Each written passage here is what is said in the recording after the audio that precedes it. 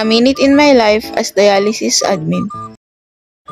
Napag-utusan ako magsaing para sa tanghalian. Sinabay ko na rin linisin tong unit ref namin. Wala naman nag-uutos, pero pagkukusa lang ba, diba? So dito, inuna ko yung freezer. Gagawa kasi ako ng yelo mamaya. Hassle kasing bumili pag sobrang init at umulan. Tinanggal ko muna yung mga divider dito sa baba. Saka ko hinugasan. Mas maganda pa rin kasing hugasan kesa punasan. Wala kaming ref sa bahay. Pero natutunan kong maglinis ng ref nung nagkasambahay ako. Tsaka secret lang natin to Naka-off duty pa kasi si Ma'am Ella. Nako, magagalit yun. Lalo na pag dugyot bubungad sa mata niya. Ag-GC manen ano kasi Jai. So balik tayo. After ko hugasan, binalik ko na din isa-isa. Sunod naman yung mga laman. Tinanggal ko na din yung mga sirang pagkain at wala nang laman. Yung iba kasi dito na stock na tapos inamag. Oh, alam na guys, ako nagtapon Yes! Shout out nga pala kay Ma'am Che. Wala nang laman yung coffee mate mo. Pa-refill naman Charot! So patapos na nga ako dito guys. Eto na yung after.